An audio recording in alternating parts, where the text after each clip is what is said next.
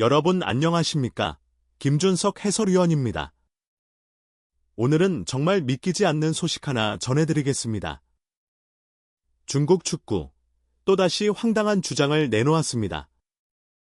U-17 아시안컵에서 조별리그 탈락했음에도 불구하고 우리는 우승팀과 준우승팀한테만 졌다. 사실상 결승에 갈 실력이다. 라고 주장한 겁니다. 여러분, 이게 말이 됩니까?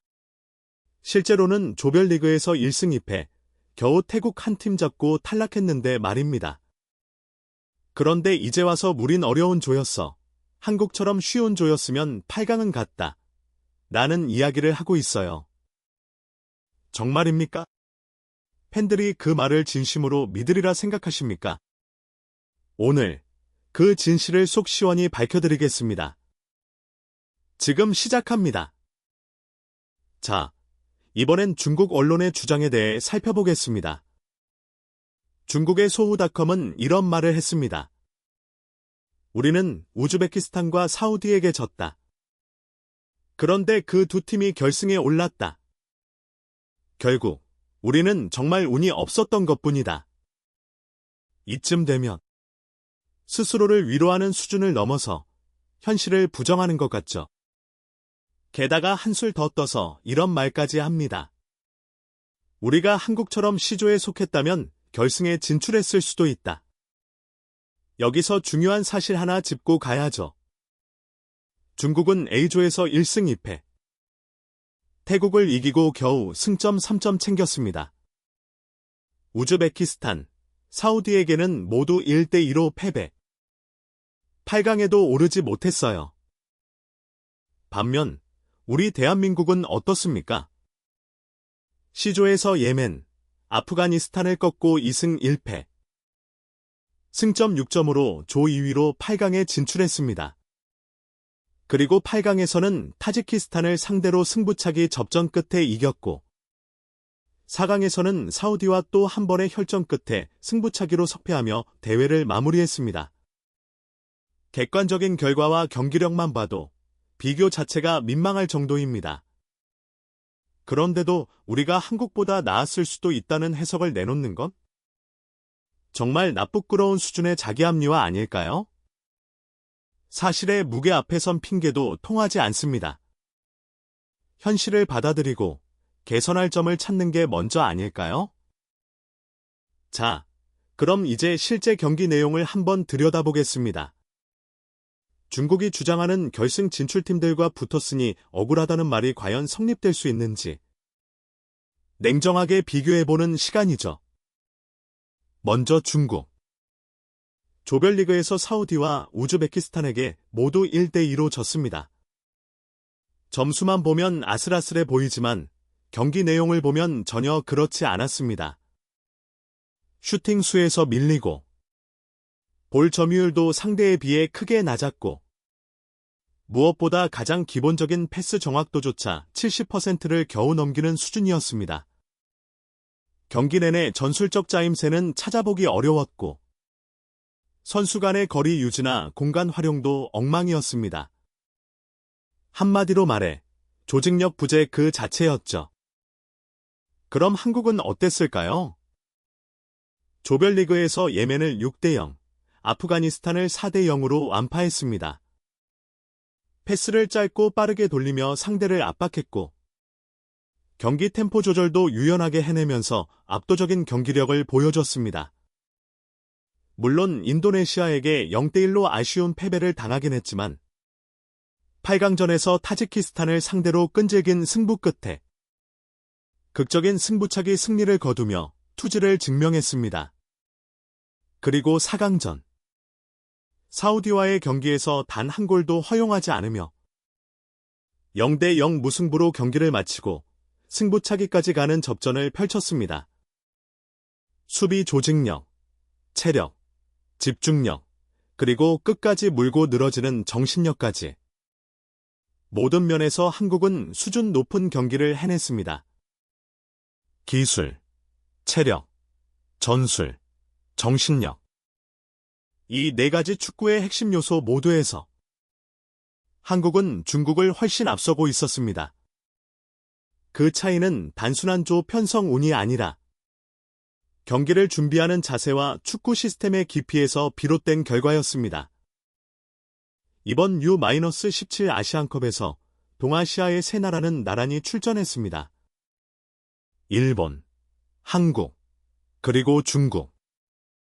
결과는 어땠을까요? 일본은 준결승에 진출했고 한국도 4강까지 올라갔습니다. 하지만 중국은 조별리그에서 탈락. A조 3위. 1승 2패. 8강도 못 밟아봤습니다. 그럼 여기서 중요한 질문 하나 던져보죠. 중국은 정말 운이 없어서 떨어진 걸까요? 그 답은 단이유입니다. 이번 대회의 조 편성은 2023년 공식 랭킹과 과거 대회 성적을 기준으로 정해졌습니다. 즉, 실력을 기준으로 공정하게 추첨이 이루어졌다는 뜻이죠. 중국이 우즈베키스탄과 사우디라는 강팀과 한 조에 속하게 된 이유는 바로 그동안 꾸준히 좋은 성적을 내지 못했기 때문입니다. 이건 사실입니다. 억울할 게 없습니다. 성적이 안 좋았으니 낮은 시드를 받았고 그에 따라 조편성에서 불리했던 건 당연한 결과죠. 그런데도 우린 조가 너무 어려웠다. 한국처럼 C조에 있었으면 우리도 4강 갔다는 식의 말은 책임 회피에 불과할 뿐입니다. 때로는 인정할 건 인정해야 합니다. 남 탓하기 전에 왜 우리가 거기까지밖에 못 갔는지를 스스로 되짚어보는 게 우선 아닐까요? 중국 축구는 매번 이렇게 말합니다. 우린 잠재력이 있다.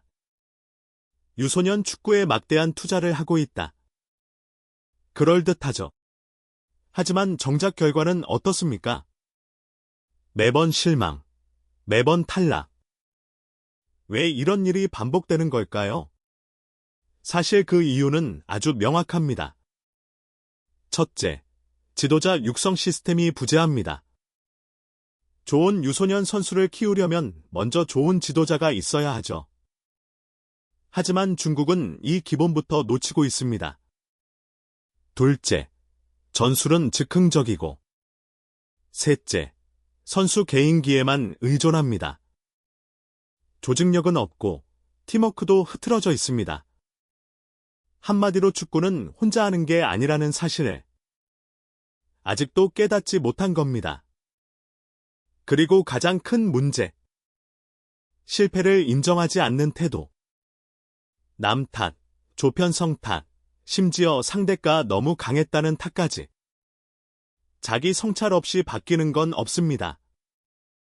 반면 한국은 어떤가요?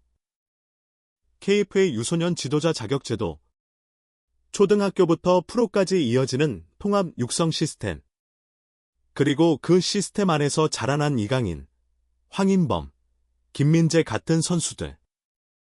이건 운이 아니라 시스템이 만든 결과입니다. 우리는 단순히 재능 있는 선수를 뽑는 게 아니라 선수를 만들어내는 구조를 가지고 있습니다.